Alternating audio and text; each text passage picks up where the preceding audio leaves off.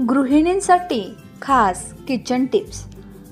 दही चांगले घट्ट लावण्यासाठी कोमट दुधात दही घातल्यानंतर त्यात हिरव्या मिरचीचे 3 किंवा 4 देठ टाकावेत, त्यामुळे दही घट्ट लागते। डाळ माखणी बनवताना काळ्या उडदाची अख्खी डाळ वापरावी। ती कमीत कमी 7 ते 8 वेळा धुवून भिजत ठेवावीत। त्यानंतर ती डाळ न धुता शिजवा, त्यामुळे डाळीला विशिष्ट चव येते। बिर्याणी, डाळ तडका या पदार्थांना स्मोकी फ्लेवर असला तर त्याला छान टेस्ट येते।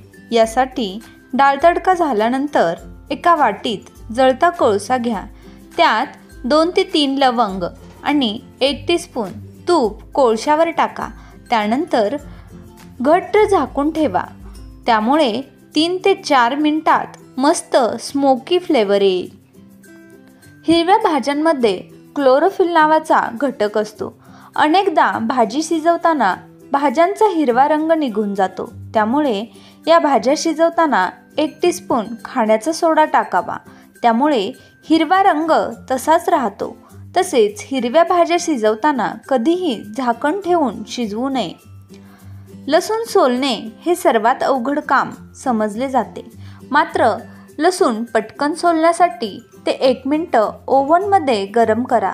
त्यानंतर एका घट्ट झाकणाच्या डब्यात घालून जोरात हलवा, त्यामुळे लसणाच्या पाकळ्या निघून जातील। शेंगदाणे ओव्हनमध्ये छान भाजले जातात। एका विशिष्ट तापमानावर शेंगदाणे भाजा, त्यामुळे चांगली चव येते। घरात जर एक्सपायरी झालेला टोमॅटो केचप असेल तर ते तांब्याच्या किंवा पितळेच्या भांड्यांना लावून ठेवा, त्यामुळे ते चकाकतील। सफरचंद कापले, ऑक्सिडेशन रिॲक्शनमुळे ते काळे पडतात, त्यामुळे सफरचंद कापल्यानंतर त्यावर लिंबाचा रस किंवा व्हिनेगर लावा, त्यामुळे ते काळे पडणार नाहीत। सलाड करताना ही टीप नक्की वापरावी। जेवण बनवताना कांदा किंवा लसूणाचा वापर करता येत नाही, त्यामुळे जैन जेवण चविष्ट बनवण्यासाठी ओवा किंवा हिंगाचा तडका द्या। जेवण हॉटेलसारखे टेस्टी होईल। भजी किंवा पुऱ्या तळल्यानंतर तेल काळे होते, ते पुन्हा वापरता येत नाही।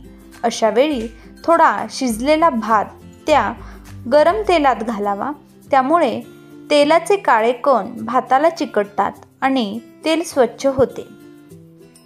छोले भटुरे करतावेळी भटुरेचे पीठ मळताना मैद्यात थोडा उकडलेला बटाटा कुस्करून टाकावा, त्यामुळे भटुरे छान फुगतात आणि मऊ राहतात। अनेकदा आपण कडधान्य भिजत घालायला विसरतो, पण जर तुम्ही कडधान्य भिजत घालायला विसरला असाल तर ते शिजवताना त्यात थोडा सोडा घालावा। पावसाळ्यात अनेकदा मिठाला पाणी सुटते, यावेळी मिठाच्या बरणीत थोडेसे तांदूळ टाकावे, त्यामुळे मीठ मोकळे राहते। काजू, बदाम, अक्रोड भाजून थंड करून हवाबंद बरणीत ठेवा, त्यामुळे ते खवट होणार नाही, तसेच ते कडक राहतील। व्हिडिओत सांगितलेल्या टिप्स आणि ट्रिक्स आवडल्या असतील तर व्हिडिओला लाईक नक्की करा, तसेच चॅनलला नक्की सबस्क्राईब करा।